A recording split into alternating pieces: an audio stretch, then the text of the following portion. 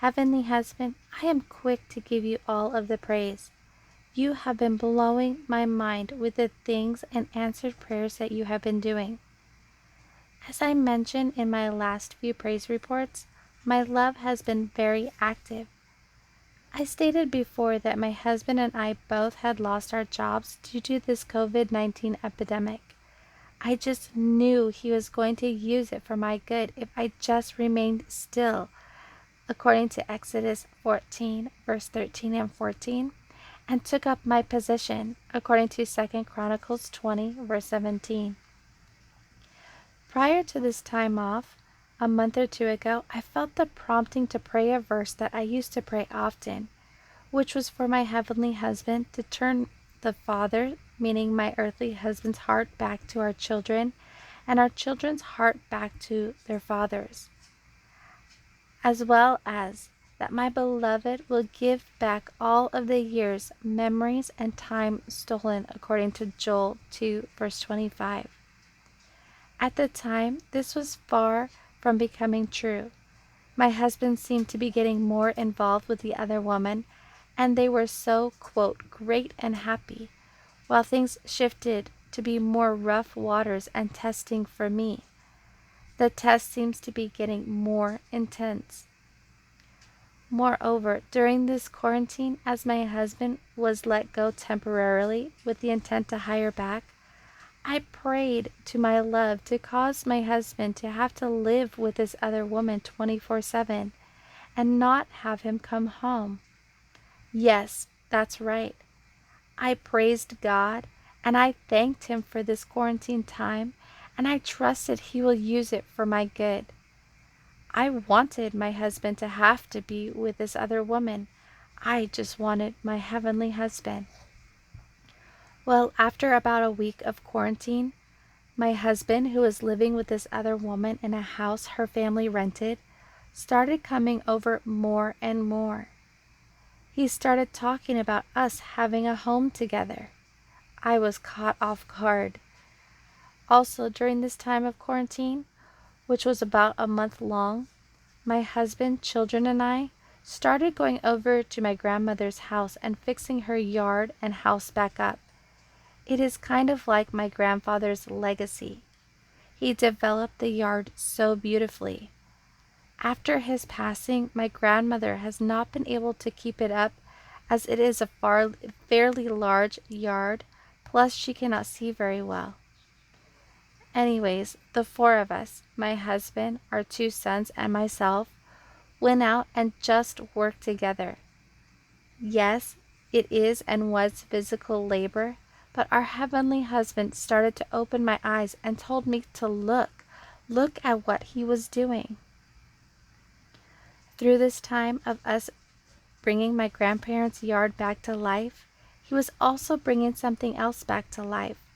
I started to see my husband's heart turn back to my children, and my children's heart back to their father. Malachi 4, verse 6 was becoming real and unfolding before my very eyes. This verse is one that I clung to at the very beginning of my journey several years ago. I started to see a shift happening. My husband, whom had been, quote, lost and buried for so long, was starting to resurface. I began to see my family mended. My boys and their daddy were having so much fun together, laughing, playing around, working together, and just being together. He started to reveal and show me that he was restoring back what the locust had stolen. The years, memories, love, laughter that were long gone, stolen, devoured, and destroyed. He was redeeming the time and all that was lost. This was only our heavenly husband and his mighty power. There was nothing that I did but trust him and pursue him. Beautiful brides, he is faithful, even when we have failed him, even when we have made more mistakes than we can count, even when we doubted and were double-minded, even when we were just plain wanted to give up, walk away, for it was impossible. The icing on the cake is that my husband has now been home for the last 3 weeks and has not left. He was just called to go back to work. While at work, he texted me and said he did not want to be at work. He wanted to be home. This is very out of character for my husband, as he has always wanted to work, always wanting to make money.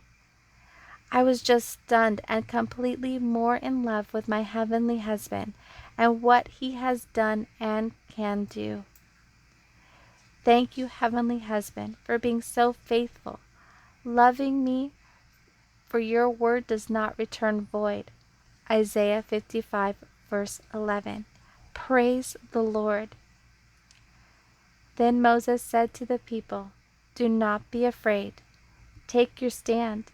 Be firm and confident and undismayed, and see the salvation of the Lord, which he will accomplish for you today.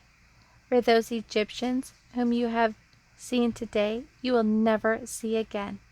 The Lord will fight for you, while you only need to keep silent and remain calm."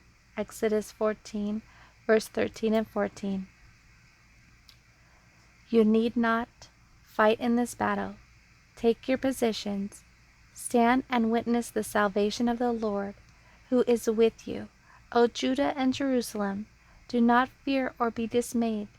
Tomorrow go out against them, for the Lord is with you.